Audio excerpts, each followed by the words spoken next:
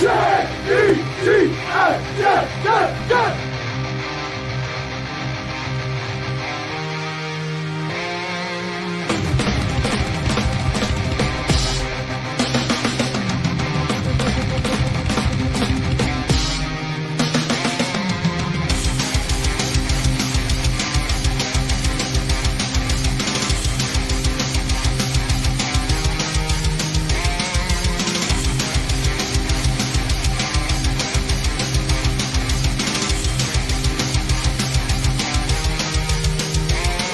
Good job today, man. One at a time, and we'll get the job done.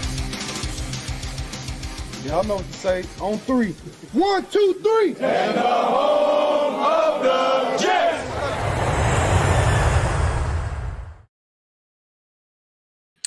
Good evening, everybody. Let's talk Jets. Happy St. Patrick's Day, Mr. Ian. How you doing, man? Good, man. Good. Man, draft is like, it's crazy, but the draft's actually a little early this season. It's coming up on us quick. No, it is, man. I'm excited. There's a lot to talk about. You have the whole Geno Smith trade. That kind of dust is kind of settled with that. The Jets did a lot of depth signings. You have returners coming back, offensive line depth, a lot of positive things. It seems like, maybe it's just me, dude. It seems like the thought process around the Jets has changed a little bit. They entered the offseason as the laughing stock where it's like, oh, worst team in football. Glenn's going to get fired. They all suck. Just get me through the year. And now everybody's kind of like, you know what? They're doing some smart things. They're doing some things where they're giving themselves a chance to compete now. And it seems like some fans are slowly, not saying buying in, saying to be a good team, but you're feeling a little better about things. Yeah, I mean, really, the reality is like we upgraded at a bunch of different positions, right? And even though they might not be the most like flashy names, we didn't, sign Jalen Phillips at edge or, Alec Pierce or somebody like that.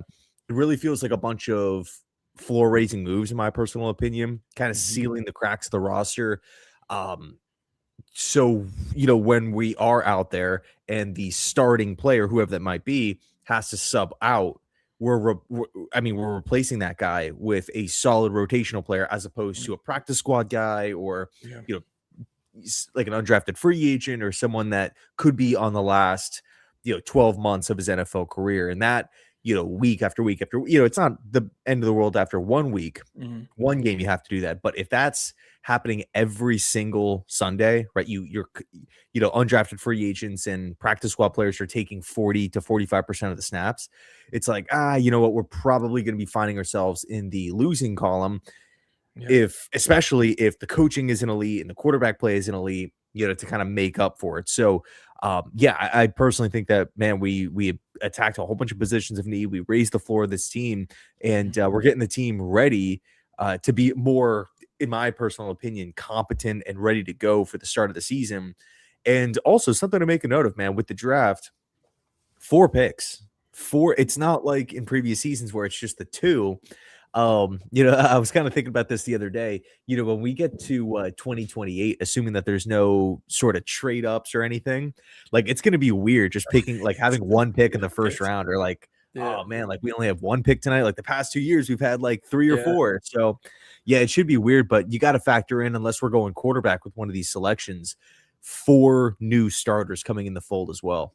Well, that's one thing I kind of want to touch on. We'll go into the draft as well, but you look at how the Jets are trying to rebuild their roster. It's like, all right, weed out the bad contracts, weed out the bad players, but also not give a lot of crazy contracts. I mean, a lot of these players are 1-year deals or like 3-year deals with the option to get out after 2. So if you take that approach, it's fine. It's frugal, but it's fine. It's smart, but you got to hit on the draft. You're putting a premium on your draft picks to be big-time contributors very early on in their careers. And like you talked about it, when you have 4 picks, the top 44, you got to hope at least 3 of the 4 are impact players this year. Not saying all Pro Bowl, but you've got to get legit talent, especially if you take the lesser route in free agency. Definitely, man. I mean, imagine if, 2, 16, 33, 44. Imagine if out of that 4, we can get 3 Membus. Like that type of caliber of player where it's just like, okay, he's good. He looks like he belongs. Like, I don't know, man. It feels it's gonna sound crazy, but it to me at least, it's a good time to be a fan of this Jets team, man, because we don't have everything figured out. I understand it, but brighter times are ahead, man. And look, what are the two ways to rebuild football teams? Draft picks, cap space. We have them both. So I think we did a bunch of small, I don't want to downplay it and use the word small, but small, again, we're not handing out $100 million deal, $80 million deals, $90 million deals, but a bunch of small acquisitions that you just feel like, man, they're going to go a long way, both on the field and off the field. Guys like Minka Fitzpatrick and Demario Davis, like both of those guys, just two ultimate teammates, two ultimate leaders. So, I think Darren Mushi's done a really good job. I think Aaron Glenn has done a really good job. You're listening to, go ahead. That's kind of what I was going to go to. It's like right now, it's like it seems like Darren Muji's doing a very encouraging job. Last year, he started off rough, but that's the expected when you're first-time GM, first-time head coach, dysfunctional organization, trying to figure out so many different things. They started off kind of rough, but then he made up for all the trades. Harrison Phillips, Brownlee, Briggs. And as time went on, he started to make better and better moves that are better fits for the team. Going into this offseason, a lot of smart moves as well. But to me, it's like it's encouraging, but he separates himself from being a bad general manager to a good general manager is nailing the draft, dude. Nailing this draft and really getting excellent value, having a clear blueprint, knowing when to be aggressive, know when to trade back. Like, I think it's sometimes Joe Douglas got too cute, kept trading back. Like, realize where your team is right now. Like, you need to get contributors now. You need talent now. We're not no more Band-Aids, no more projects, no more like that. Like, go get that guy to be your instant changer, game changer for you, And also the Breece Hall contract too. I think that's the two things where he had to find a quarterback. He went and got it cheap, $3.3 million. Geno Smith, fine. Now, as a emerging general manager, get the Breece Hall contract done and then nail this draft. You come out where you're like, all right, we got something here. Like we can believe in this. You know what I mean? That's kind of where I'm at right now with him. Yeah, dude. But quick side note: am I lagging at all? I don't think so. No, am I coming in like a little glitchy on your end or no? Well, you glitched a little bit right there, but that was it though. Okay, gotcha. I'll mess around here with the Wi-Fi in the background. But another underrated move, man. I know we talked about quarterback, running back with Geno and Breece, but dude, losing John Simpson and AVT to quickly pivot and bring in a starting caliber guard, someone who's played at left guard, someone who's played at right guard, someone who, like, if you need him to, you can play at center. Yep. You bring him in on a 2-year deal, $10 million per season. Like, that to me, it felt like it would have been classic Jets to let AVT and Simpson just walk, for nothing. And we get to the draft and it's just like, oh, the board didn't, fall our way, and we get the training camp. It's just like, we kind of need a guard, and the Jets don't do it. And then we get to the regular season, and it's like the offensive line's not really functioning because we have a massive vacancy at left guard. I'm happy Muji just quickly pivoted, just boom, let's just lock that in. Some could say it's a slight overpay, but who cares? We're sitting here right now with the player as opposed to not having the player. I'd rather spend a little bit more money to ensure that you're filling these vacancies, putting yourself in a position to have success, because dude, it's football 101. You got to win in the trenches. If you don't have an offensive line, if you don't have a defensive line, if you can't protect the quarterback and open up holes in the running game, Breece Hall could be great, but is it really going to be on full display? So I was really pumped with, just bringing Parham in, securing that left guard position. And now we're entering the draft saying, okay, we're kind of hands off, and we can sit back and we don't have to cross our fingers that one player falls to us just to fill this position of need. I agree. 95% agree with you, but okay, I absolutely hate the wide receiver room right now. I hate it. I wish they had more in the wide receiver room. I think they need 2 more of them. So the free agent market, we were texting about this before. The free agent market is dried up. There's not a lot of guys out there. I think with Jawan Jennings is still out there, I think, right? Debo Samuel. I know Hollywood Brown signed. A lot of these guys are gone now. So it's like, okay, if you're going to take this route, unless you want to trade for Brian Thomas Jr., which I don't think they're going to do, you've got to make wide receiver a priority in the draft. And then after the draft, when you have all the cuts, like the late, June 1st cuts and all the training camp cuts, they've got to stay active with wide receiver, because I'd hate to be one Garrett Wilson injury away from being in deep trouble. And we've been saying this for how many years now? So that's where they did a lot of really good things. But to me, wide receivers is a pretty big hole right now for them. Well, let me ask you this. Jalen Waddle just got traded. I know. Does Darren Muji maybe go back to the organization that he came from in Denver and try to pick up a Troy Franklin who's coming off a 700+ yard receiving season, or Marvin Mims? Now, and by the way, just for context, I have no idea if Denver wants to trade those guys, because wide receiver was a need with Sutton, Franklin, and Mims. So now they add Waddle to the mix. Yeah, that's a huge boost, but they're at a limited of draft picks, right? No more first round pick. Also gave up a couple mid rounders. Are they really in a position to turn around and just flip one away for like a 7th rounder or a 6th rounder? You're probably going to assume like, like we finally, went out and got that top end wide receiver. So I don't want to make it sound like Denver's trying to shop them and get rid of them. But I wonder, if Darren Muji's looking at that saying like, oh, you know what? Like I was a part of that front office that drafted, again, Franklin or Mims. Let me just, give him a call and just see what the potential price tag could be. That's where I'm at, dude. Like I want to be no stone unturned. Try to find a veteran guy that's been there, done that, at least has experience in the NFL. And then for me, I'm almost at the point right now, I'll be honest, 16's a wide receiver.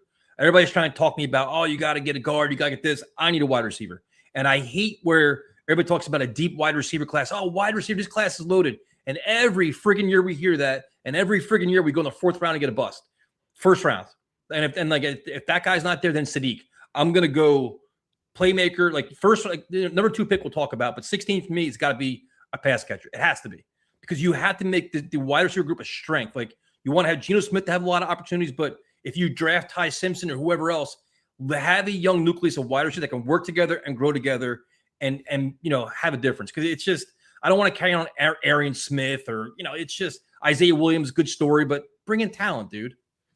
So who ideally, realistically, because I don't think Carnell T is going to be there at 16, Nope. But realistically speaking, who is your top target for the Jets? Like perfect world, again, just being realistic, being objective. Who are you who are you highlighting saying this is who I want? This is my number 1 option at 16. Do you think Lemon will be there?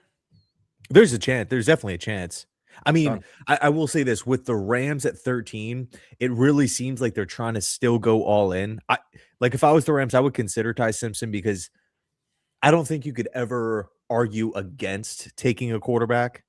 And because they have the 2 first-round picks, or they had the 2 first-round picks, they flipped one of them to go get McDuffie. They brought him in, and they signed him to a really big contract. And then they also signed Jalen Watson. So they double dipped with corner, 2 proven guys. That was their real big position of need. You can argue maybe like they could use like a long-term option at right tackle, but long-term quarterback, having that young guy, you kind of feel like, could the Rams do it? Could the Rams just say, screw it, we're going to pull the trigger at 13? So yes, that could be in play, but I think ultimately what the Rams will probably end up doing is trading for a young guy. Like, oh, here's a 5th rounder, Indianapolis, give us Anthony Richardson, or here's a 6th rounder, Tennessee, give us Will Levis. He's going to be our young backup, new Malik Willis type of guy, just like the Packers did. And we're just going to go out and select an instant impact wide receiver at 13. Cause that's the other, I mean, I don't want to, they have Devontae Adams and Puka. I don't want to sit here and say like the Rams desperately need a wide receiver, but there was the small report that said that they could look to shop, or they've kind of been interested in maybe moving Devontae Adams. Small buzz that they were maybe interested in AJ Brown. So I wonder, if they don't trade for Brown and nothing really happens with Adams, who's older and pretty expensive. I wonder if they just say, hey, let's just kind of reset the wide receiver position and just go draft Lemon at 13, or even Tyson too. So yeah, I mean, and that's the thing. It's like one of these guys I think would be available, right? Tyson, one's going to be available. I have no problem taking him, but I'm kind of with. I've been telling you this for a while, dude. Like you think he's going to go to Buccaneers at 15? Or no, was it 15? Yeah, 15, right? Yeah. You think he's going to go there? I would take him in a heartbeat. And to be honest with you, the Jordan Tyson thing, I completely understand all the injuries. I understand the MetLife turf. I understand all that. Dude, at 16, I'm taking him. Like, I'm just there where I want elite level talent, one of the best receivers in the draft class, and go from there. Dude, Well, so so the reason why I say Bucks and Sadiq, let me just actually quickly double check this. Um, but I don't believe the Bucks have a tight end, like a playable tight end on the roster. Let me just like so Kate Otten's still listed here, but He's a you're good thinking about player. Zach Robinson coming in, the OC from the Falcons, what he was able to do with Kyle Pitts, coming off a great season. I wonder if the Bucks can just look at Sadiq in a similar way and just say, hey, this guy's a dynamic weapon, a fast, just the guy seems like an alien, Yep. like from an athletic standpoint. Um, let's get him into the mix. The offense has to get back on track. They have a bunch of young corners. I still feel like Tampa needs a corner to replace Jamel Dean, but I just keep coming back to that Sadiq to the Bucks fit and how it can maybe make some sense. But dude, Tyson, man, at 16, that's interesting because dude, if Tyson's healthy, I love his fit, but the problem is health, and it's not a Yep. guarantee. And like if you start looking at the injuries, it's not like one thing that's reoccurring. Yep. And it, I Is it mean, too? like, oh, Is it go too ahead. risky for in your eyes? Is he too risky for the Jets? Let me frame it like this. So early in his career, he tore in one shoot ACL, MCL, and PCL. Missed the whole next season. Coming back from that, comes back, breaks his collarbone. Right, so two unrelated things, Yep. but missed a decent amount of time towards the back end of the season. Then he comes back from that and had a hamstring problem pop up this past season, missed time due to that. Gets to the combine, still didn't want to do the Yeah. workouts and stuff because of the lingering hamstring. Now, the medicals coming out of the combine basically said that there's not like a fear that Tyson is like currently massively hurt or anything, but I do still feel like it speaks to durability questions like, okay, if this guy can't finish a college season, how's he going Yeah. to get to the NFL with bigger hits, more of a workload, practices more games and throw on top of it the MetLife turf. And now all of a sudden he's going to get to the pros and play 17 games when he can't get through a 13, Right. 14 game season. So I think that's a totally fair, you know, uh critique. If you're a fan, you're like, dude, I don't know if I trust Tyson. Yeah, he could be 100% healthy today, but he's not. There's a chance he could not be 100% tomorrow. And yeah, So of course, what? any player can get hurt, but if there's a track record every single season he's missing time due to different things, I do think it's fair to say, or maybe question if you're a fan, like, well, we kind of need a sure thing at spot number 16. Like we can't take Tyson at 16 and have him, miss 12 games his rookie year. Okay. Would you take Cooper? I do like Cooper, man. I do like Cooper. 16 might be a little high, but the yards after catch is crazy. Yeah. The toughness, I think he has really good hands. You kind of feel like he's just like a bulldog type of player. Just throw him a slant. He's going to try to try to lower his shoulder on a linebacker. Tries to run through guys. I feel like he's like secretly acrobatic. Like when you look at his body type and whatnot, he's not, he doesn't move around like a Justin Jefferson or a Jamar Chase or anything like that. But when there is maybe like a little bit of an inaccurate pass or maybe it's too far out in front of him, like he can stick his hand out there, one-hander, and just go snatch it in.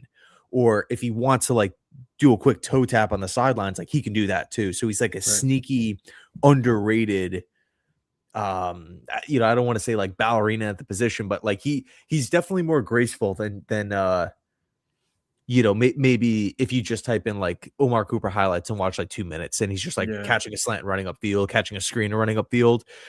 I think if you watch the Indiana games, like snap after snap after snap, like there's like a sneaky athleticism to Cooper that I like that goes more than just straight line speed. Yeah. He got Debo Samuel reference in regards to Cooper. Yeah. See, to me, he kind of reminds me a little bit of Jarvis Landry. That was the player that like tough, physical, smaller wide receiver, but plays bigger than his size. So, dude, I like Cooper a lot. I also like KC Concepcion. At Denzel 16? See, that's the thing. Like and I was doing a video with Kevin from Buffalo Jets fan. Like if we draft 16 or if we draft KC at 16, I think a lot of people will look at that and be like, maybe they picked him a little too high, but he's helping the team. He's a great fit. And I don't think anybody's going to sleep on night one if we pick, I don't know, say Reese or KC or David. Yeah. Take your pick at 2. For you, it's probably Styles at 2, and then in this case, KC at 16. I don't think anybody's going to be freaking out, pissed, breaking their TV. Why do we just draft KC? Like if the guy's not a reach for the Panthers at 19 or the Steelers at 21, he shouldn't be a reach like this. This appalling move for the Jets at 16, in my opinion. So if say you're sitting at 16 and your top 3 receivers are off the board, Sadiq is gone, is that where you say, you know what? I see you mentioned in the chat. Is there ability to trade back there? Maybe you trade back a little bit and then get Tyson, or maybe you get your Cooper then, or do you say, listen, like, is that like, what would be your mark at 16? You're like, you know what? I don't want to overdraft somebody. Maybe it's if I can try to move back a little bit and get better value. So, man, I got to be honest. Like for the Jets specifically, like I really think they can just kind of sit back and let the good players fall to them. I don't think we're locked in to, oh man, we got to go get this one guy. Like I'm cool with Tyson. I'm cool with KC. I'm cool with Omar Cooper. If Mekhi Lemon's there, awesome. If the Jets want to take Sadiq at 16, okay, sign me up for that. One player I'm a big fan of that I feel like it's not a popular thing to say, right? Just because of the position and whatnot. But dude, Jermod McCoy from Tennessee, the corner. I love. If he's the pick the day after the draft, Nashawn Wright, Brandon Stevens, all these guys, McCoy is corner 1 on this football team. He's following the number 1. He fits exactly what Glenn wants to do. 19 years old, was dominant in the SEC. I love Jermod McCoy. Absolutely love him.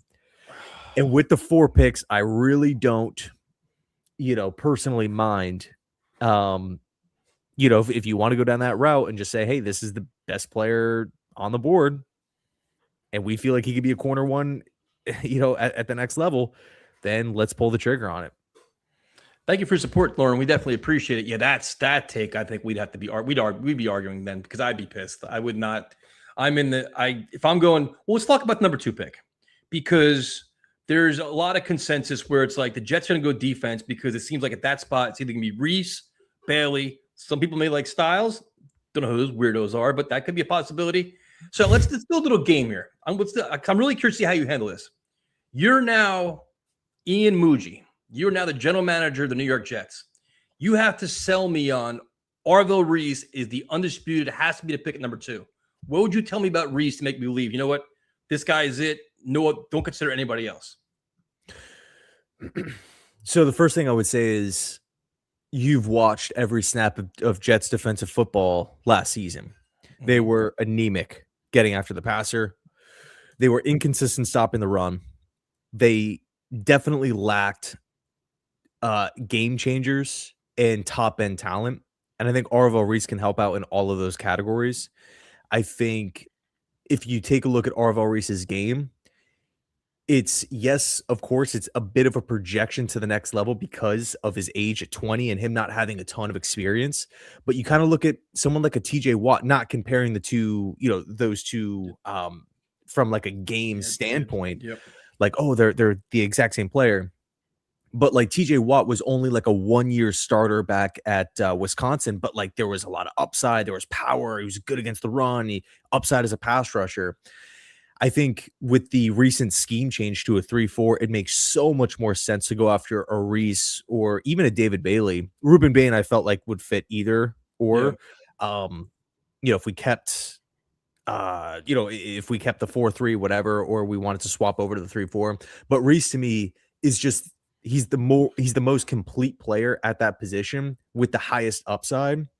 And let's just hypothetically say you draft Arvell Reese, he's not developing. Which again, it's hard to believe because he's 20 years old. Yeah, he's young. 6'4", 6'3", 200. I mean, it depends where you want to call it and how much weight you want to put into the combine numbers. But 6'3", 243 pounds is like the listed weight. Is it completely off the table that he can't gain 5 to 10 pounds of muscle over the next 5 years? Can't gain more than that. Totally like he is. like from a play strength standpoint, he's unbelievable, right? You'd have Big Ten guards, pulling guards, barreling down on him. He's standing there ready to make a play in the running game. He'd get hit with a guard. The guard, again, coming full steam down the pipe on Reese. He stands there and doesn't even move. Like he's standing up these guards, no problem. It was almost like a joke. And then you also look at the creativity. I think one of the benefits of running like a lot of odd man fronts is you can get creative with how you want to rush the passer. You hear over and over like Reese, hopefully he can turn into a Micah Parsons. Well, one of the reasons why I think Micah Parsons is who he is because the freedom that you can deploy him in. Like you can line him up right over the center. Like I'm sure everyone's seen that like viral clip of him doing like the fake basketball crossover, like before the snap, like he's just getting ready. You could use him on delayed blitzes, simulated pressures, just send them purely off the edge, right? Just have them whip around tackles, just using pure speed, overload blitzing on one side. And personally, I don't feel like Reese is the type of player to have to come off of the field, maybe like David Bailey. Like there were moments in college where Texas Tech was having to pull Bailey out in obvious running situations because they didn't want to have that weakness exploited. With Reese, I feel like, man, the sky's the limit for the guy. And let's just hypothetically say he's 20 years old. He doesn't get any stronger, any better. He doesn't look as explosive anymore, can't rush the passer, can't stop the run, whatever. He's just not built for edge at all. All the combine numbers, it's just a wash. Nope, he just stinks. Right. You have the fallback option of playing him at stand-up linebacker, where he can still be really, really, really good. Right. And that was kind of his first position at Ohio State. And then if you listen to Matt Patricia, he's just like, I just recognize how good of an athlete, how great of a player that this guy can be. And he was like, you know what, I kind of want to deploy you in multiple ways and try to really put that athleticism and explosion to the test and have you try to attack quarterbacks. So I just look at him as an extremely green prospect, right? Like he has a lot of room to grow, but if you're the Jets and you're making this pick at spot number 2, you're not making this pick for, okay, who are you right now and how can you help us today? Yeah, that's a factor of it, but who are you going to be? Like, I want you in my locker room for the next 10 years. Right. I want you to be the new Myles Garrett, right? Where, the next TJ Watt, where I draft you, you're here for literally a decade. And Reese, to me, I feel like just is the best combination of boxes checked plus upside, in my personal opinion. I'm not saying I hate any other player. Okay. Well, I like Bailey, I like Styles, but for me, I think, and also too, we can tie in team need as well, because the Jets, I think right now for inside linebacker, we're okay with Davis and Sherwood, but outside linebacker, we're really missing that game changer type of guy. Okay, Ian Muji, that was very impressive for your first evaluation of player. But now, me as being angry Tyson Glenn, sell me on David Bailey. Give me your best pitch on David Bailey. Say, you know what? He should be my slam dunk pick at number 2. So same argument as before. The Jets obviously anemic defense. But I guess the question would be, do you like Brian Burns? If the answer is yes, then you probably like David Bailey, right? Explosive first step, quick get off. Just completely whips tackles left and right, week after week after week. He's the best from just an on-field production standpoint. Pass rush win rate over 20%, which is crazy. Led college football in sacks. Was the best player on the best defense in college football. We're not talking about 32 defenses in football. We're talking about over 100 here in college. Bailey took a massive step from his previous season at Stanford at 21 years old, looking way more refined, way more polished, coming in at 22 years old, 6'3", 250, with his first step, again, fitting into a 3-4. You just kind of feel like from day one, he's going to completely attack the quarterback position and crank up the heat, penetrating the defensive line, getting into the fold, heating up the quarterback position. And one thing I like about David Bailey, when he wins quickly. Like when he wins off the line and beats the tackle, the play's over, which I really, really, really like. It's not this slower, ramp up. I'm driving the tackle back. Yeah, that's really important. But most of the time with Bailey, from what I've seen of him, he wins fast within the rep. He's like an eraser. Like he just ends the play, which I think the Jets need more of. Okay, fair enough. Ian Muju doing a very good job. But now, as Tyson Glenn, I like linebackers. I like Ohio State linebackers. I happen to like Sonny Styles. But now, talk to me about him. Make a case for him at number 2, because a lot of people don't believe that. That could be a possibility, depending on what side you stand on. Can you see that actually happening? Do you think he has the skill set and the ability to be number 2 pick or no? You know what's weird about this class is like, and this is nothing new here, but it feels like it's very like top heavy with the non-premium positions, whatever that means to you, right? Like for you personally, like running back could be a very important position. It helps out the quarterback. It takes time off the clock, takes pressure off the offensive coordinator. Like you could really value running back, but for the general, population, like they don't view running back as a premium position because of the pay as well as how easily you can replace that production. Which is debatable, right? Because like, how do you quantify how valuable a top 5 running back is? But anyway, the point is Sonny Styles, Caleb Downs, Jeremiah Love. Those are like the 3 guys that consistently in Arvell. Those are like the group of guys that are consistently rated as like the top players in this class. It's not quarterback. It's not wide receiver. It's not a left tackle. It's not a traditional 4-3 defensive end like a Myles Garrett or a Nick Bosa, somebody like that. Aiden Hutchinson. So how much, what's the give or take there? Do you trust your board and say, you know what, we're not going to overthink this.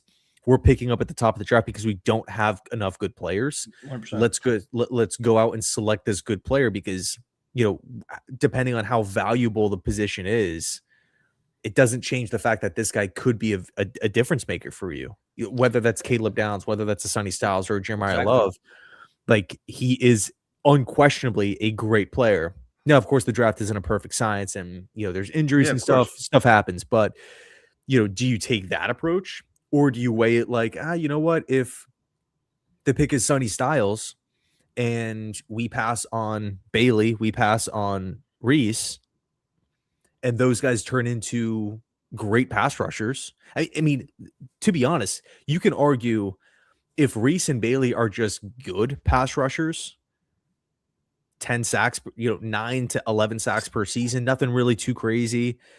They're still, from a contract standpoint, more valuable than Sonny Styles is, even if he's the best linebacker in the National Football League. Like Devin Lloyd coming off an incredible season, the interceptions, the coverage, what he did against the run, what he did overall for Jacksonville's defense, took a huge step forward. He got less than $50 million. So, but I mean, you're looking at Odafe Owe, who has one good season. You're kind of paying him off of projection. He gets $100 million. Yeah, they get crazy money. Jalen Phillips, $120 million from Carolina. I'm not saying that these moves are bad. I'm just saying like the value of a top tier edge rusher is big time. Especially if you hit, if you just take him and he's good, yeah, that still works out. You're still a better football team, and you landed a very, important asset. But if you draft Sonny Styles and he's absolutely elite and he helps out the defense, that's really good. That's very, very good. But if you, based off of what the market has shown, if you essentially need a linebacker, you can give someone like Devin Lloyd, he's a top 5 linebacker based off the numbers. You can give him $45 million and literally get a top 5 linebacker. Whereas if you want a good pass rusher, you have to spend $100 million. So that's kind of the difference, even if Styles is the better player. Because I think 10 out of 10 people would probably say, objectively, Devin Lloyd is a better football player than Odafe Owe.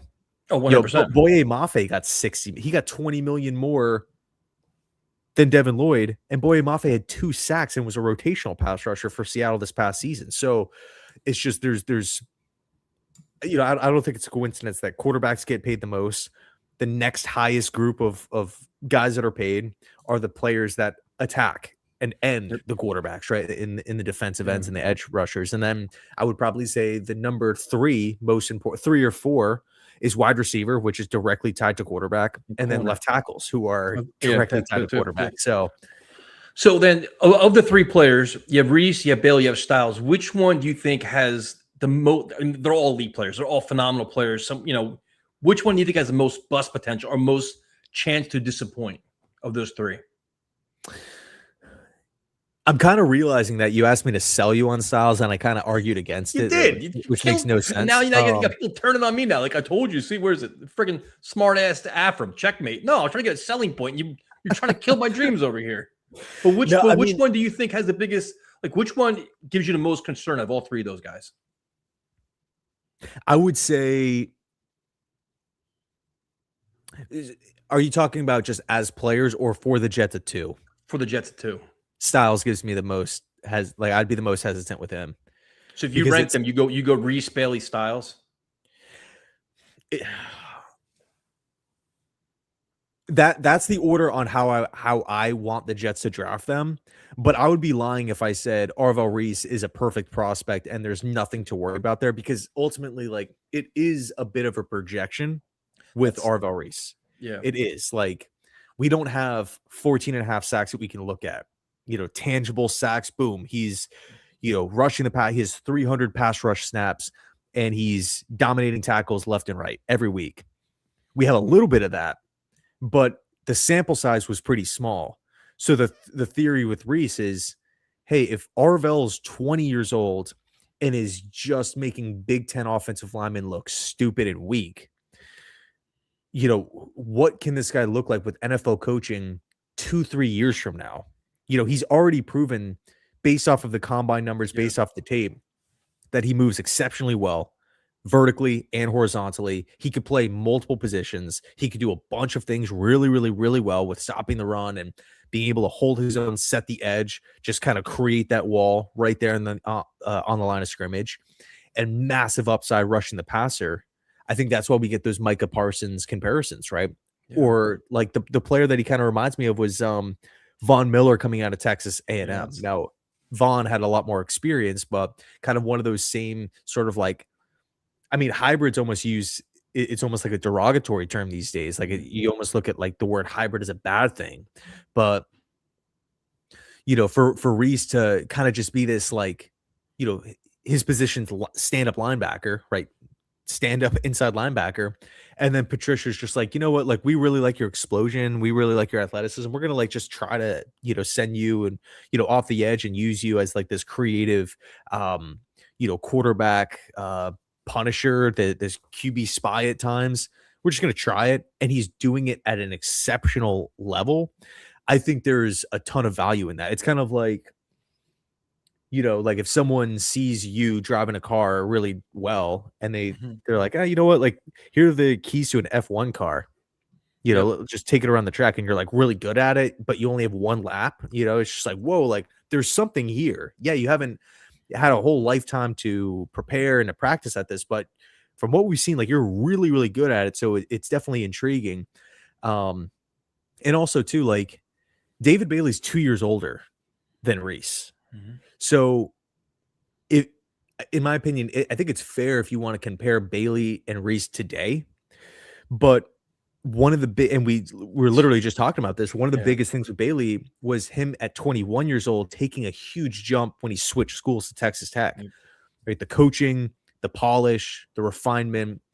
He wasn't just winning just purely off speed, just like hike and he's running around the tackle, where you kind of felt like at Stanford, that's what was happening, which is cool. That still wins in the NFL, but now he has this just spin move like that. That's just lightning fast, goes across the tackle. You could tell he's a smart player when he comes up to the line of scrimmage and he's constantly attacking the tackle's outside shoulder, right? Where he's really trying to beat him to that outside step. And then as soon as the tackles are trying to like, oh man, like I really got to, get on my horse to get to that spot. Now David Bailey's cutting across the inside, just flashing across his face, and then just whipping by the tackle to basically end the play. But the point is, if Bailey can take a 21 to 22 year, that 1 year jump, why can't Reese? Why, what's Reese going to look like when he's David Bailey's age? That's 2 years from now. And Reese, you can argue, has better play strength and he's better against the run right now.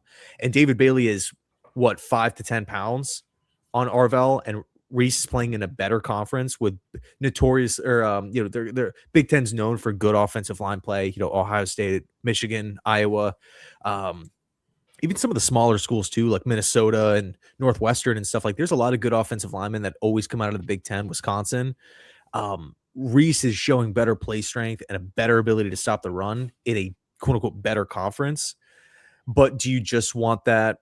And I don't want to make it sound like David Bailey's a one-trick pony, because I do think that the whole run stopping thing with Bailey gets a little overblown, because it's talked about so much as like a big weakness for him. Yeah. But I don't want to make it sound like he's just some rotational guy. He's only coming in on third downs, because I do think ultimately David Bailey still has room to grow in that. It's not like he's 28 years old. It's like, right. Oh, he's 22, he's 23. I'm like, dude, he's 23. Like, that's still, you're still going to the prime of your career, and you still put on strength and speed and do a lot of other things too, especially with an NFL system. Now, I'm assuming that Ruben Bain, for all purposes, is out of the equation at this point, right? I think the way the Jets handled their defensive line, the change of 3-4, everything else, Bain is most likely out of the conference. It's basically the three guys we talked about at this point, right? I would say so, because we did bring in Onyemata, and Briggs is going to be back. Harrison's going to be back. Tavondre is going to be manning the middle part of the defensive line. And we brought in Igbare and Osai. I feel like both of those guys are going to be, the constant edge rushers. Will McDonald, in my opinion, I think he'll probably be like the designated pass rusher. And then whoever's the pick at spot number 2. But like, if you kind of feel more comfortable with Bain, who's more like, he kind of has that sawed off body type, plays low to the ground, like good leverage, just insane power, unstoppable in college. If you envision him as like your kind of like Muhammad Wilkerson type of role, like 5 tech in a 3-4, then, and you absolutely love him, yeah, I'm not going to push back and say like, oh, you guys are, crazy. Like, why are you taking Ruben Bain? Like, to me, he's not in a different stratosphere, but I do feel like the Jets kind of need more so that stand-up outside linebacker edge force, as opposed to maybe someone who's lining up, in between the guard and the tackle, or right over the tackle, or tackles inside shoulder, like where I feel like Bain will probably thrive. So now I'm glad this comment's in here. It says Jeremiah Love is the best option at 2. I will never change my mind. Speaking as a big fan of Jeremiah Love, I get it. But the bigger story is there is a big belief the Titans may take him at 4, and teams may be willing to trade up ahead of them to get Jeremiah Love, which, music to my ears. What are your thoughts on the Jets trading attitude? Do you think they're in a position where, like, you know what, we have to get Arvell Reese here because, you know what, this is the game-changing guy, the developmental guy we can get here for the next 10 years, all things you said? Or you say, listen, we're not one player away. We're many players away. We don't necessarily need a top 2 pick. If we can trade back to wherever it is, 8, 9, 10, 11, whatever it is, get more picks, maybe another third rounder, all this, is that a better spot for the Jets to be in? Or do you think, you know what, we've reached a point now where we need elite talent and we really shouldn't consider trading back? It depends on how far back you want to go. Yeah. The Chiefs aren't going to trade up with Kenneth Walker. The Saints are going to trade up with Travis Etienne. Who else could come up? So you have Tennessee at 4, Giants at 5, maybe. And even if that's the case, they would probably want to just go to 3 as opposed to 2. Because Arizona brought in, who did they bring in? Algier, I think. Yeah, I think they did. Yep. So, to answer your question, if we get a trade back offer, I guess my response would be, I don't want to. Ideally, I want to stay in the top 5. That's my question. How far back would you want to go? So for you, it's the Giants. Yeah, because again, realistically, the one team I continue to see pop up for Jeremiah Love is the Vikings. The Vikings trading up. But are the Vikings going to go from 18 to 2 for a running back? That's too far, too. I wouldn't want to go back that far. See, I'd like you said 5, I'd be happy in the top 10. I'd be okay there. That's kind of where I'm like, 9, 10. Washington. Hard. Yeah. Washington at 7, maybe. We could just do that, just like kind of quick on the spot mock. So Mendoza goes 1, Washington trades up to 2. They go Jeremiah Love. Pick 3. Arizona has a problem on the offensive line. Like they can go out and get Mawanoa at right tackle and be good, like with both of those 2 bookend tackles. And also you kind of feel like Arizona's playing for 2027. 100%. I really don't know unless they maybe are in with Ty Simpson or something like that, and they want to maybe trade back, do the Jackson Dart, and they trade back up into the first. But like you're looking at the Cardinals roster, I don't really know how good they're going to be, but I do feel like if Arvell's there, Arizona, if you're going to be going into a season basically saying like we're kind of shooting for a top draft pick next year, go for Reese at 3. Then at pick 4, I think it would be 100% David Bailey if Love is gone, because I mean we know Saleh, we know his defense doesn't work if you can't get after the quarterback with your top 4. Completely agree. So pick 5, New York Giants. This one's interesting because I would probably say Caleb Downs would be the pick here for 5. Yep. Absolutely. Because I would have said Styles, but the thing is with him, it's they just signed Edmonds to a multi-year deal, and they have like the same body type, 6'5" type of. By the way, dude, Edmonds is 27 years old. He's like a 9-year vet because he came into the league so young. I always thought he was in his 30s. Yeah, I know. Yeah, but when he was drafted, he was 19, coming out of Virginia Tech, which is just nuts to think about. But anyway, maybe you could argue Mawanoa for the Giants, but they brought back Illuminor. I think it's Downs, dude. So I would think my guess would be Downs at 5. Cleveland, dude, all signs are pointing to the freaking Browns taking Monroe Freeling, the tackle from Georgia. Yep. But if they don't go with Freeling, they would probably go Carnell Tate. But then we get to the Jets at spot number 7. Well, so hold on. So you got Fernando Mendoza, Jeremiah Love, Reese, Bailey, Downs. So pick one for Cleveland, Freeling or Tate. I think it's probably going to be Freeling. I don't think it's a coincidence that Freeling dominated the combine. The Browns go out and they make all these moves, securing the inside. They make the trade for Titus Howard, but the only position that they don't attack is left tackle. It seems like the point for Cleveland, like the point of emphasis this offseason, is fix the offensive line. I don't think they're going to get to the draft, have the opportunity to go after this, 6'7", long-armed SEC left tackle with a huge upside that tested well, athletically, and say, we're good. We're going to pass. And also we're looking at all these different, draft insiders who are talking to people again, right after the combine, dude, everyone Freeling 6. Like he's jumping from like, where was he before? 17 to the Lions to 6 to Cleveland, literally across the board. ESPN, Fox, NFL Network, everyone's just boom, boom, boom, boom. Spot number 6. So I'm like, there's probably something there. So I'm going to go Freeling for the Browns at 6, which helps the Jets out.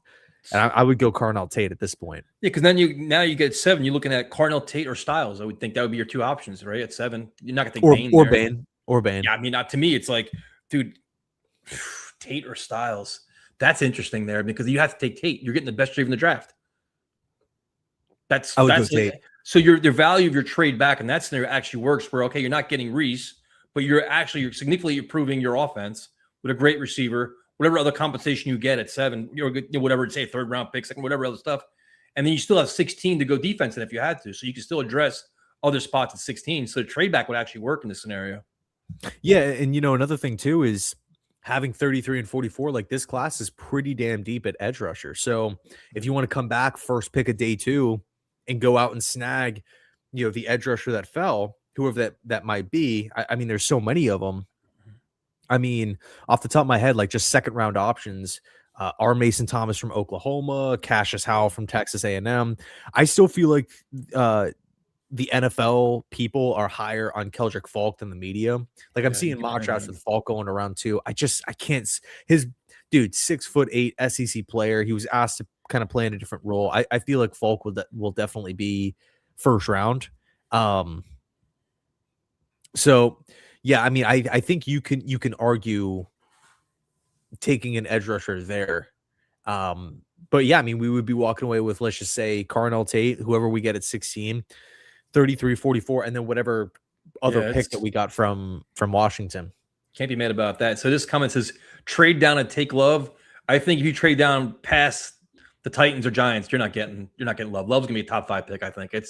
I mean, again, I'm biased as hell with him, but I just kind of think that's where it's heading anyway, though. I think the floor, the lowest Love falls is 7. And another thing that we have to ask too, trying to like just read between the lines, why would so like if you go back a couple weeks, like right before free agency, and you're looking at mock drafts, it's Jeremiah Love going to the Chiefs at 9 and the Saints at 8. Like it was those two over and over and over. Some had him going to Washington. And then free agency happens. By the way, Love dominated the combine too. Stocks seem to be going up. Free agency starts up, and ETN signs a $50 million deal with the Saints. Love Walker signed a $5 million deal with the Chiefs? Yep. Something like that. Big money. Big money for the running back position. If they think that Jeremiah Love, because I would say Love is better than both of those guys easily right now. I agree. Like today.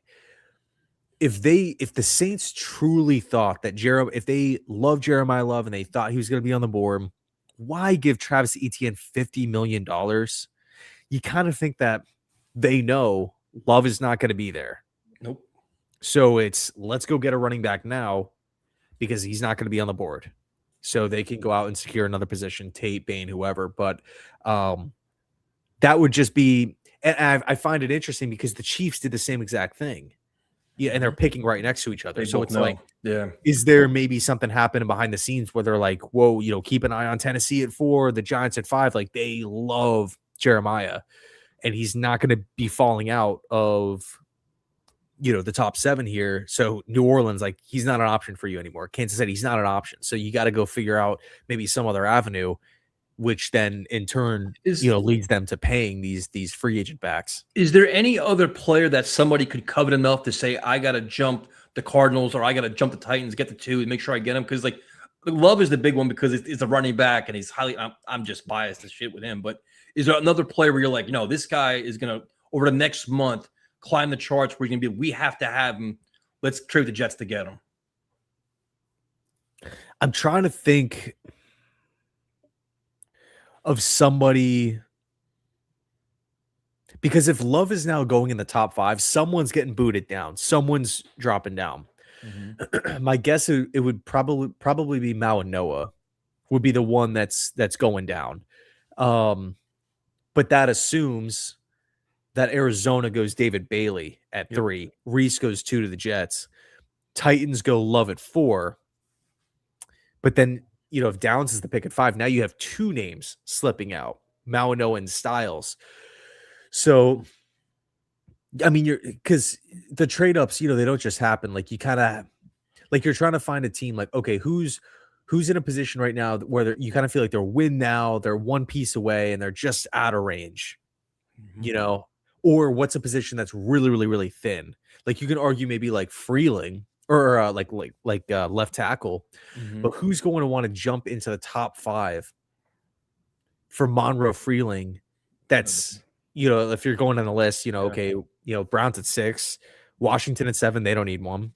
The Saints at 8, they don't need one. Kansas City, maybe, but they should not be trading draft picks away. Bengals, no. Dolphins, maybe, and they have extra picks, but do they want to jump, for a left tackle and they have Patrick Ball? Like, I don't know. You're trying to find that one position. It just feels like the top 10, my guess is that it's going to stay the same. Yeah, that's the whole thing. Like usually you have like those rumors, it's the quarterback everybody covets. There's not really a quarterback this year everybody covets. It's like usually, right? It's like, oh, we got to get Drake May, we got to get this, we got to get that. But there's no like guy where it's like, oh, we got to get Ty Simpson at 2. No, nobody cares about that. It's going to be later in the first round, probably that conversation if he doesn't go in the top 10. Like I don't, I think Love's the only name right now it's being circulated where teams may be aggressive for. But again, it's early. That could change over time, but it's kind of what it seems like. I don't think it's going to be Simpson. I think it could be, because this was right around the time that JJ McCarthy's stock started like booming like crazy. For the record, we predicted this though. I told you once all the free agency nonsense died down, the Ty Simpson hype was going to start. I keep messaging you because that's my guy, but you could see it now. It's trying to build up. Oh, you see this, you see this. He was injured. He lost weight. He put on weight. Like his footwork. it's kind of building back up. But I'm trying to figure out how high the hype is going to get to. Is he going to make that same kind of run where people are going to, you're going to understand the inexperience, but you're also going to look at all the skill set that he has as well. Yeah, in the background here, I'm trying to find the date for.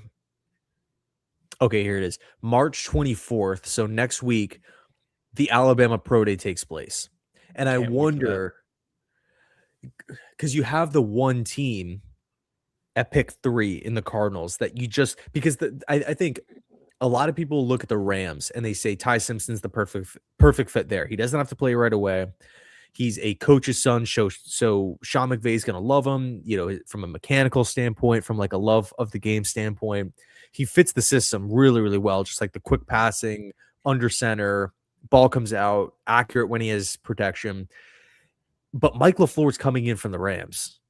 And you kind of feel like, the Cardinals, dude, I assumed that they were going to get Malik Willis. They didn't get one. Are they really going to roll into the season with Brissett and Gardner Minshew's coming off a torn ACL?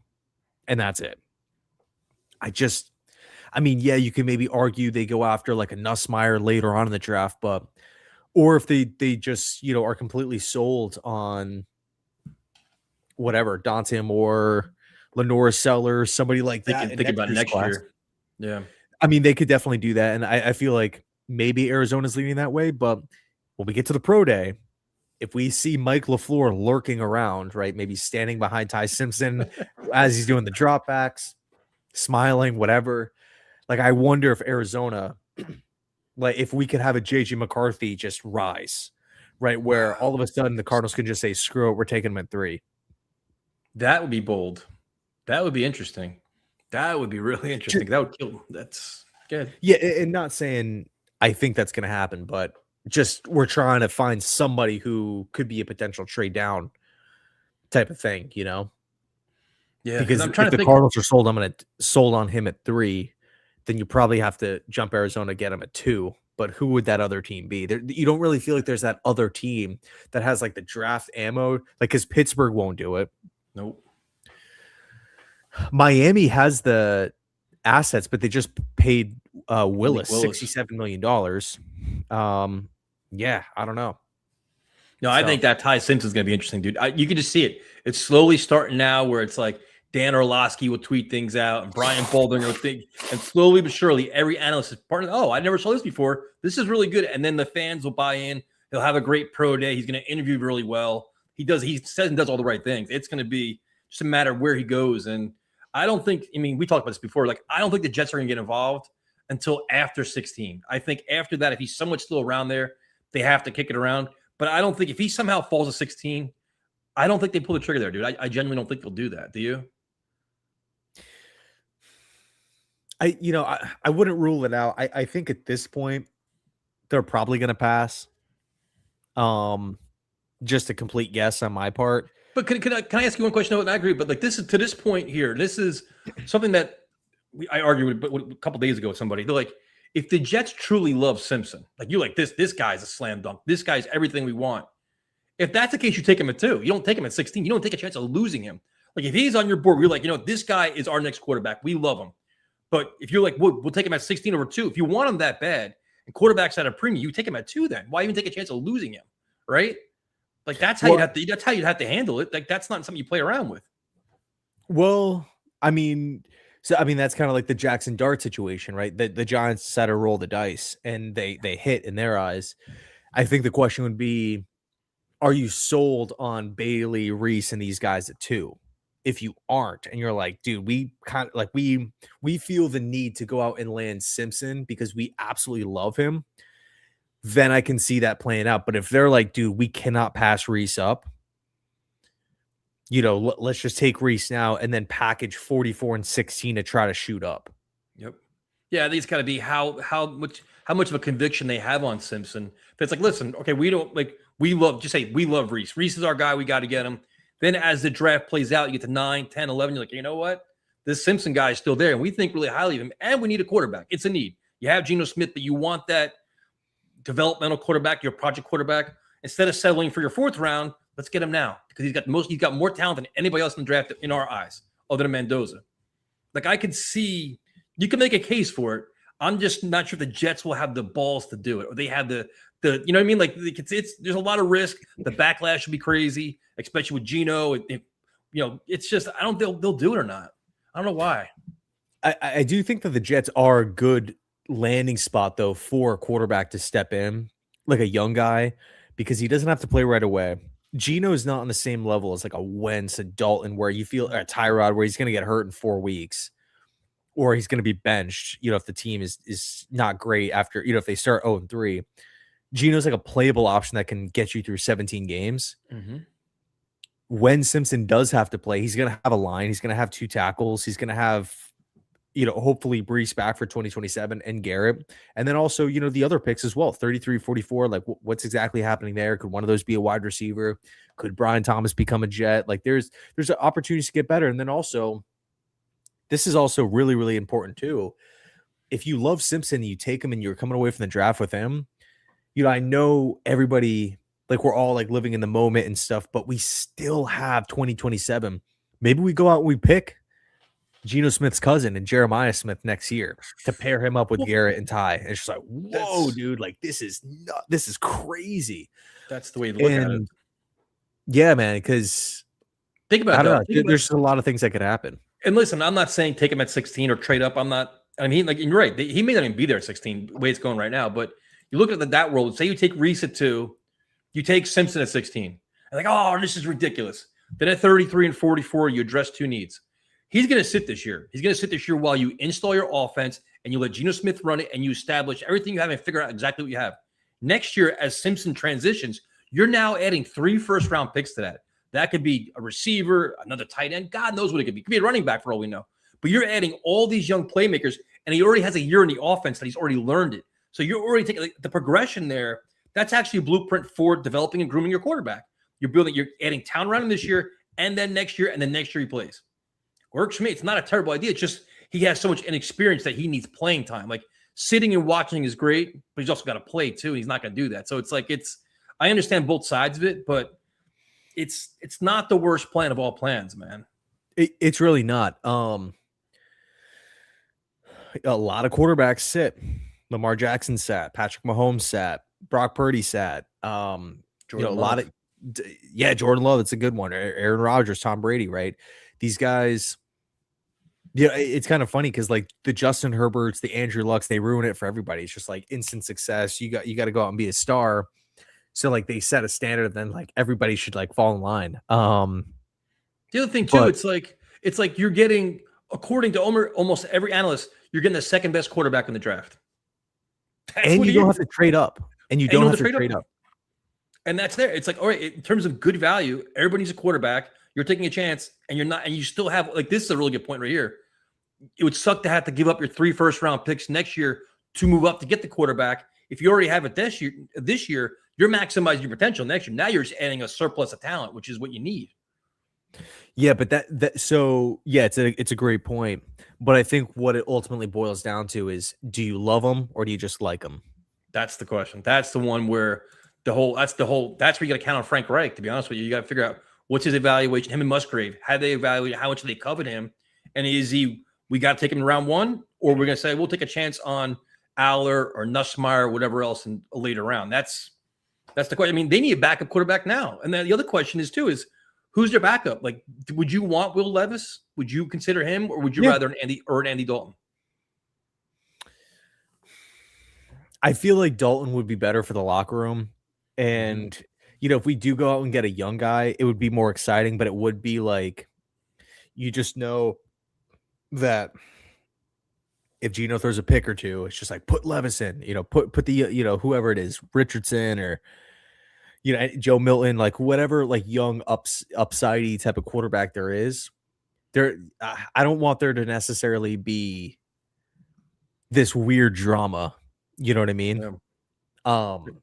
Like I just want Geno to start the year. And dude, I still feel like Geno can have a good year. I know that might sound crazy, but I like, is there a world where we say we take Simpson, say we don't, we get to 7, 8, 9 wins or something, and Geno Smith is our quarterback in 2027? Like, is that just completely no, that's not happening? I'm on board, dude. I got ripped to shreds my videos I'm making. I like the Geno move. I think there's potential there. I think people are so focused on they either hate him as a person, they hate him as a former Jet, or they want to say, look, we did the Raiders last year. Look at the Raiders last year, ignoring everything else he's done as a quarterback in terms of maturity, developing, and growth. So I think they could be competitive with him. Not saying playoffs, but it's not out of the equation where they're going to, they can surprise some people.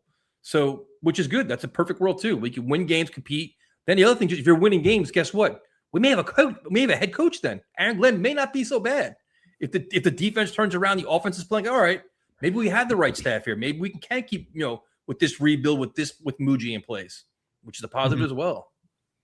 Yeah, and what's really cool is we're making steps in the right direction, man. We're adding good players to the team.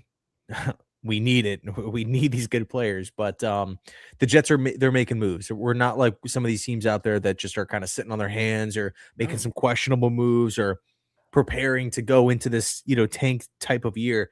Like I'm looking at comments of Dolphins fans after this Waddle news. Oh my God. Like, dude, this is gearing up to be a 3-year, like they're just strap in. Like this is going to be a lot of losing over these next couple of seasons. I mean, they just paid Malik Willis $67.5 million and they're, they have a lot of draft picks now and they do have a lot of cap space, but you just kind of feel like it's going to get a lot worse before it gets better.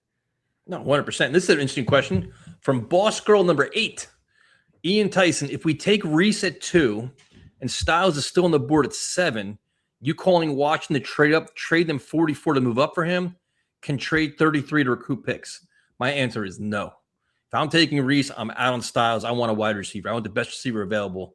My mindset completely changes once I take Reese. What about you? Well, what about? See, I would do that. I would definitely entertain it. My package for Washington would be because Washington really needs a linebacker. So Washington would have to be completely sold on the package to say we're gonna pass on a great prospect at a major position of need to take this luxurious package, right? I guess the offer would be Jamie Sherwood 44 and 16. To move to 7. And at that point I would do that, but I get it. 33 and you can go get your wide receiver at 33. Yeah, but now we're starting to settle them now. I feel like I'm starting to fall out of then it's like your top 4 or 5 receivers are going to be gone. Sadiq's going to be gone. Then I start panicking and then I start getting flashbacks of like Elijah Moore again. So I'm more worried about, I want the more known commodity, the higher level talent at that point. To me, it's like once I have Reese, I'm out on Styles. But I understand your defense would be nasty as hell, and especially the key factor. And this is what you said, though, is getting rid of Sherwood too is big too. That's a big part of the equation as well. Yeah, and the reason why I did that is threw that out there is because we need to get rid of the contract. And if you want to run like a lot of odd man fronts, chances are it's going to be 2 inside linebackers. So DeMario, he's going to obviously play. Yep. Sherwood is one of the highest paid linebackers in football. He's not just going to ride the bench. And nor do I want Styles, a top 10 pick, riding the bench. So someone's got to go, and it's not going to be Styles or Davis. Nope, that's true. So what do you think? It's really interesting to see how people are talking about Darren Muji right now, where it's like, all right, it seems like he's getting a lot more respect than previously, where it's like, oh, they're both on the hot seat going into this year. Do you think going into the draft, he's kind of solidified himself where it's like, listen, if things go kind of haywire with Glenn, can maybe Muji keep his spot here with Spielman in the front office? As long as things go as planned, like the draft makes sense. It's like, you think these guys are kind of separating themselves now where it's like, listen, front office, head coach, we're not a tag team anymore? Maybe. I mean, there's a chance for sure. I mean, but that's like literally every regime. And also too, like, you kind of find it, you never see like a head coach and a GM get brought in like as a union and then they're fired together after 2-3 years. It's like the coach probably is the first one to go because it's easier to swap out. But if we're in a position where Glenn is fired, chances are the players aren't, the signings aren't working. Osai, Inningbar, all these guys are not working, I mean, I kind of disagree. I can make a case that last year the Jets had enough talent to be competitive and the coaching failed them. I think there's a lot of good players that are being poorly coached and the scheme was terrible and the head coach was in over his head that if you had somebody else, they wouldn't have embarrassed themselves like they did. So you can make a case now this year on paper, this team should be competitive. Like they should have enough talent to not get embarrassed and be blown out in the first quarter every week. Like that's something that should happen. If you see the same kind of things where the coaching, like they're getting just outclassed every week on the sideline, right? Like you can, I don't know about that. Yeah, no, that's a good point. And then I guess from that, from that standpoint, it's just like, well, how much blame was there on Wilkes and Ingstrand and supposedly all these? I don't know if you saw the report, but like supposedly like a bunch of players had problems with the positional coaches, like the linebacker coach and the D-line coach. Like they like there was some beef or something. Like I don't know what was going on, but I'm hoping with these time-tested coaches, the Bill Musgraves, the Carl Dunbars of the world, guys like that, we really just get this thing rolling back on the right track. But I definitely see Muji staying. But I also think, you know what? Go ahead. Let me just quickly say this. And I love Muji. I really like the hire to begin with. I felt like I was, giving him a lot of support early on with like the, some of the moves that he made. But I don't want to look at all these moves, good and bad, and just cherry pick, Darren Muji got Juwan Briggs in, but Aaron Glenn, he got Fields. Glenn was the one that gave Stevens the big deal. Oh, he starts looking good. Oh, good job. Muji signed him to the contract. Yeah. Like how much we don't, and for all 32 teams, we don't really know.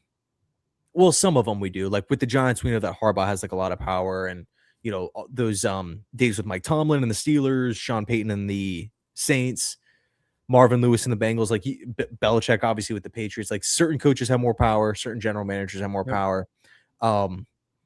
But yeah, I mean, I personally like Muji a lot. Glenn, I have my hesitations for, but I'm not like out on him to where I'm looking at him saying like it's a disgrace that the Jets didn't fire him. Like I'm completely fine letting him roll out for another season.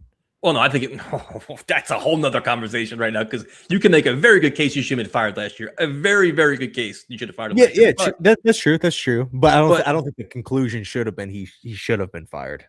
No, I agree. But I think the one thing that you listen to all the player interviews, the guys, all they brought in, they all talk about wanting to play for Aaron Glenn, especially the guys on defense. They have relationships to him. They know him. They know his style. They've dealt with him where it's like, all right, last year he didn't bring in any of his own guys. He inherited a lot of guys, and they signed some fringe guys that weren't very good. Brandon Stevens was really good, but the guys he's bringing now, they're literally Aaron Glenn guys. His leaders, his scheme, like it should work now. There's really no excuse why, because now it's like they had to bring in players for Wilkes, and Wilkes' defense was horrendous. Okay, now it's your defense, your players. But it was disgusting.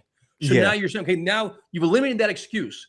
So if we cater to you and you still don't produce, you could be gone. But that shouldn't be a strike against Muji. If Glenn says, listen, man, this is the guys we need. This is the kind of scheme I want to run. Okay, I'm giving you your groceries. Now eat. If you can't eat, get out of the kitchen. You know what I mean? Like I just think if Muji does well in the draft and does things that are smart, it's like he's taking a very good step in making a case for himself. And listen, I'm a solid general manager, but the check is you got to find your quarterback, and you got to get the Breece Hall, like you got to get that big Breece Hall contract done, find your quarterback, be creative. But I think he's heading the right direction, man. I really do. It's up to Glenn now to maximize the talents on the roster for once. Yeah. I mean, what's crazy though is he did it in New Orleans and he did do it in Detroit. So, I still, I know people are down on the Jets and whatever, they're still laughing at him, but I still think. What? I'm back, man. I'm not down on them. I'm back. I'm riding the train now. I grabbed the rope again. I'm back on the Geno Smith train. On the ship that's turning slow. Still at the dock. No, I mean, I'm never not going to be fired up for Jets football. But like there were some years, man, like the second year of Rodgers, like when he was coming back from the injury, I didn't really have a lot of faith in. The 2 Gase years I did not have a lot of faith in, where I'm just kind of like going into games. I'm trying to sell myself on, okay, the Jets are going to be competitive. Last year of Todd Bowles, I was like that too. But this season, I don't really have that. Like I'm forcing myself to get to a point where I'm excited about the team. Like I'm truly excited to see this, the steps, the growth, the progress, the young players, the new acquisitions, the new coaches, the new schemes that we brought in, man. And the beauty of it is, if it doesn't work, okay, we're not out. We didn't hand out the $100 million deal. We're not, gonna be. I mean, I guess anything can happen still, right? But we have a lot of draft picks. We didn't trade them all away. We're not, as far as the future is concerned, we're not handcuffed to, we're 50 million over the cap next season, and we got to do a whole bunch of restructures and pay cuts and void years and this and that. It's just like, no, like that time is done and over with. Like we're right at the end of the tunnel with the Rodgers deal, and we traded Justin Fields and we cleared that money. Sweet. Like everything is trending up for this Jets team. Now, of course, they actually have to go out and execute, look like a competent team on Sundays. But again, in the event that it doesn't work and we need a new coach, there's going to be plenty of them out there, man. Like there's a lot of good options. Yeah. And think about it this way. If we need a new coach, you have 3 first-round picks, over $100 million in cap space. Talk about a job that's going to be coveted. Like, all right, I can, like, a team that's kind of rebuilding, a lot of young talent, all that cap space, all the draft conversation. You can get I think a legitimate guy, especially when they gave Aaron Glenn year 2 to kind of figure it out. So but see, this is a great comment right here. What is this one right here? This is the part of the year where Ian is the most optimistic Jet fan I know my entire life. Because all my friends are older and they hate the Jets right now. They hate football. They doom and gloom. So this is where Ian gets me to buy back in. And I'm like this till about mid-September, October. And then when the things start to turn a little bit, I bring him down. I bring him down to my level. So we're going up the roller coaster now. We're not going down. We're going up it right now. My time of year. Yep. This is where the positive part of the year comes in. And you get me to buy in. I get all fired up. I start believing everything you say. And I'm talking 7 wins, competitive losses, and everything else. Yeah, I mean, this is it. I literally, I can't change my excitement level. Like I'm not saying we're going to win the East. I don't think we are. I don't think we're going to be, knocking Buffalo off of the top. I know the Patriots won the division, but based off of last season, I still feel like Buffalo owns the division. Yeah, 100%. I think New England lost some interesting pieces, and God, I was looking back at that schedule the other day. I'm like, dude, New England had such an easy ride. Then they get to the playoffs, not to discredit them, but it's just like, there was a lot. Washington, right? That's another good example of a team that boomed in year 2 and then took a massive step back in year 3. Yeah, I mean, I don't know. I think 7 wins should be. I think 9 wins should be the goal, the realistic goal within the organization. But I think 7, 8 is realistic. Yeah, I'm right now, like before the draft, I'm at 7. I'm buying. But here, what's the floor though? Like, I think the least amount is 6. Like that's where like you should get at least 6 wins this year. No excuses. That's where I'm at. Anything less than that, it's like something went completely wrong. Fire people, because you can't have 2 years of just complete awfulness. Is 6? Well, I would say maybe like 2. No, I'm just kidding. I think honestly, I'm a little higher on the floor than you. I think 7. I think 7 for me. Because I mean, if Glenn gets 6 wins, we had all these pieces and all these coaching changes, and it's 6 wins again, unless something is catastrophic, right? Gina goes down and we're like forced to play a rookie or something. Like, I don't know, man. Like wins. I mean, if the Jets are ending the season next year with 6 wins, we doubled. Are you keeping Glenn or firing Glenn? I mean, you doubled your win total. That's kind of weird. It's like, it's a big step for the Jets. That's a good question. Man, I don't know. It just depends. It depends the quality of football. Are players getting better? Yeah. Did you see legitimate improvement on the field, off the field? Is the coaching improved? Like, there's a lot of things that would go into it. 4? Oh my God, I couldn't even do a 4-win season this year. I couldn't do it. Dude, you'd hate me. You'd hate me by October. You'd hate me. We wouldn't be friends anymore if they had a 4-win season this year. I'd be out. I'd be just the most negative fan ever. Well, at least if it's so bad to where it's 4-3-2, you'll have your answer, and then it's just full steam ahead for a Sean McDermott, Mike Tomlin or somebody like that. This guy says, I don't think AG gets 6 wins in his whole career. Oof. Oh, Yeah, okay. we'll see. Last question for you, Ian Muji. You did a very good job this evening. Is corner important in this draft? And you said it was because you already had a guy going at 16 that I was going to argue with. How important is the corner position in this draft? Well, he's asking you, first of all. Yeah, but you're Ian Muji though. I'm Tyson Glenn right now. I'm just a coach that got to coach the guys you give me. I would say the way I'm looking at it right now is I'm not looking at corner saying like, oh my God, we desperately have to add someone to the room. Because I feel good about Nashawn Wright, dude. I really like that signing. I'm really big fan of Brownlee. I'm excited to see what how Stevens and Azareé Thomas continue to grow, with this Jets team. So I'm not like, hitting the panic button saying like, oh, I got to take one here. I got to take one here. But if there's a guy on the board that you feel like steps in and is a corner, like he's better than everyone we have now and could be a top 10 corner, that's something we don't have. We don't have that shutdown guy at this point in time. Maybe Thomas turns into him. Maybe Nashawn Wright is an amazing player, working with Glenn, whatever.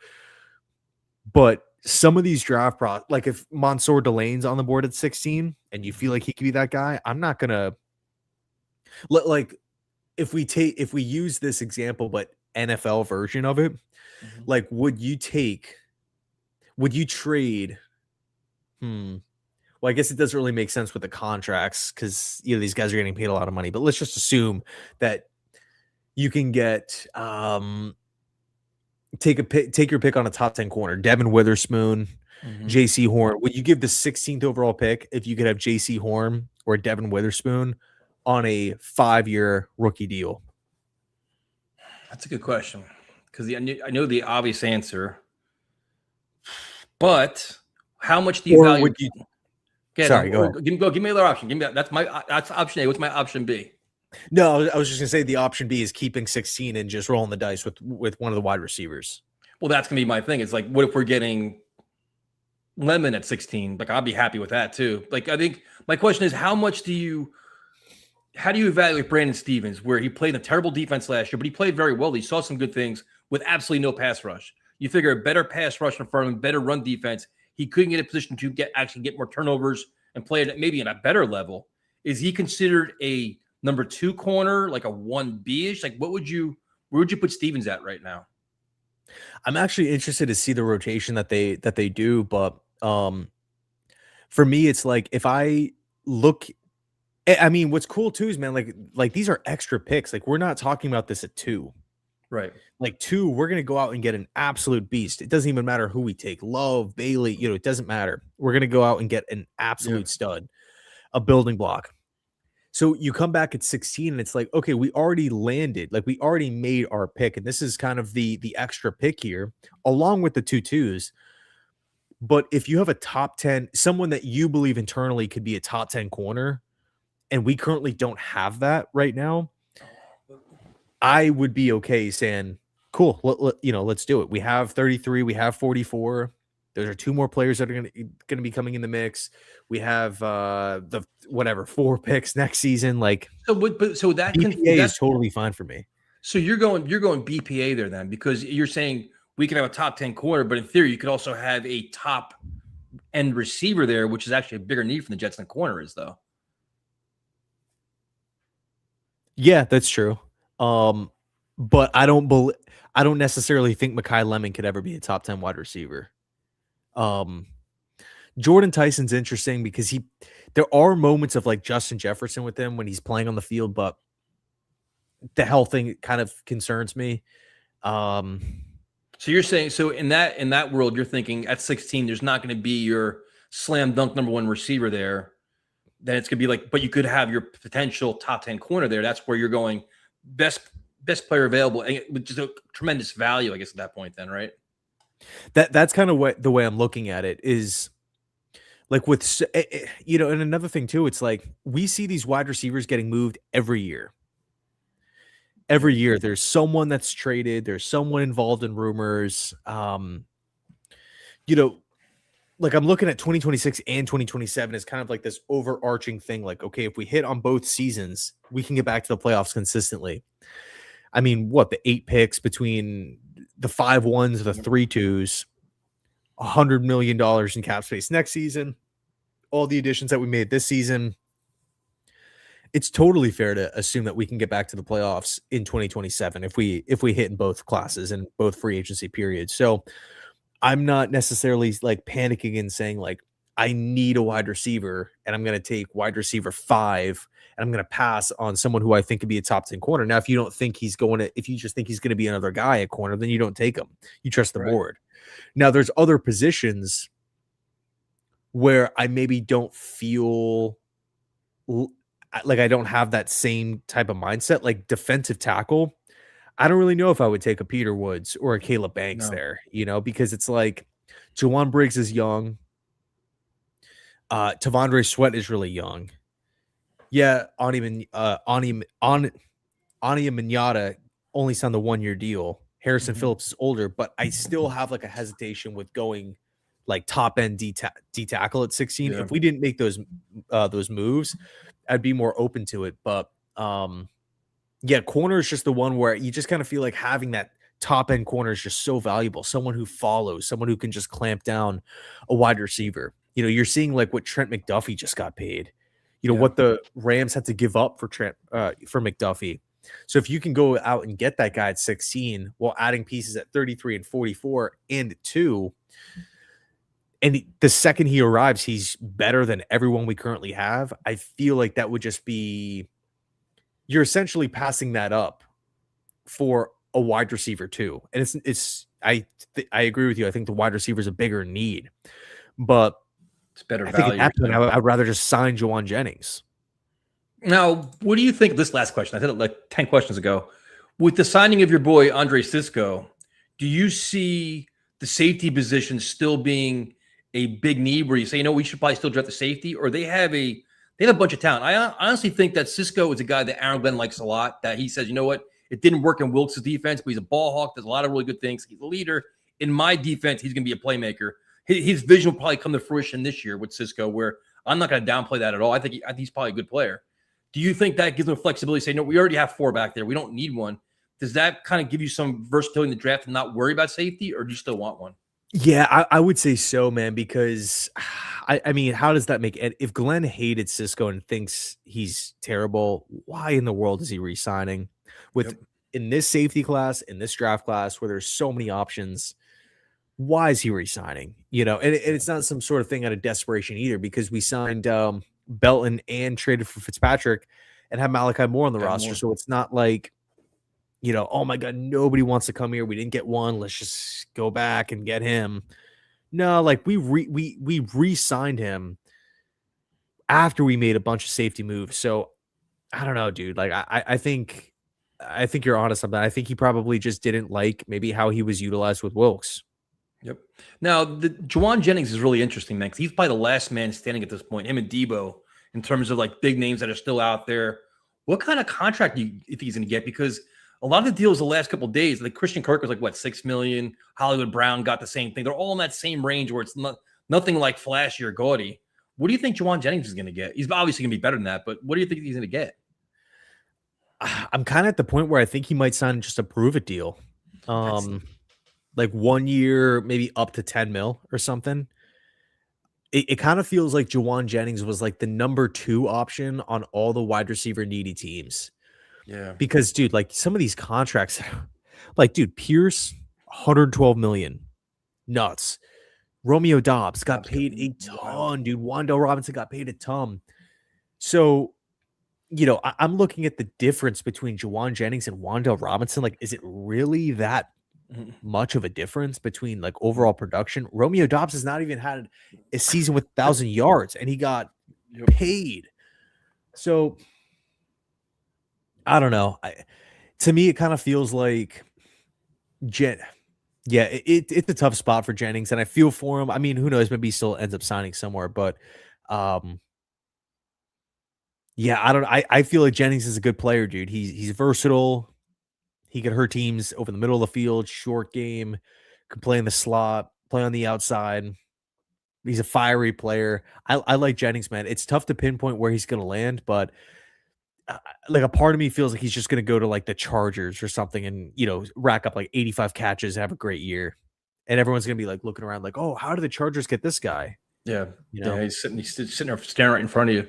Well, we did an hour and a half, dude. I'm not really sure how, but I wanted to make you Ian Muji tonight to get, because you got to give me some players. So I'm trying to see what your vision is here. So I appreciate all your insight, man. Dude, this one was fun. So now I can go back and rip you to shreds next week. Like, no, I don't agree with this and I don't agree with that. But we'll see. The whole Glenn Flora thing will be an interesting conversation. But dude, it's March. I'm not talking about Glenn getting fired and tanking no. for a quarterback that nobody can even. I'm not going down that road. This is fun. It's trying to find pieces of the puzzle, make the team better. And there's a variety of ways you can go about doing it. It's best player available. What's the best valuable here? There's a lot of ways you can do it, and it's fun to argue about it too. And just how people evaluate players too, and how they rank them. So, you have any final thoughts here as we do on Happy St. Patrick's Day? Yeah, Happy St. Patrick's Day. Dude, one of these shows we got to do a mock draft with the simulator and whatnot. Let's do it next week. Okay. Wow. Okay. Let's do. Why not? Okay. Yeah, we can. You're not ready for this. We can go through. I guess we could just go to 16. Yeah, if you want to. We could pull up the simulator, do the screen share, and kind of just debate with everyone, and try to iron it out. I'm down. Next week we begin. We start mock drafting like crazy. Should be fun. Thank you guys for joining us. We definitely appreciate it. Next week, his channel, we start mocking. I start driving him completely crazy. So thank you for all the support, and we'll talk to you later. Jet!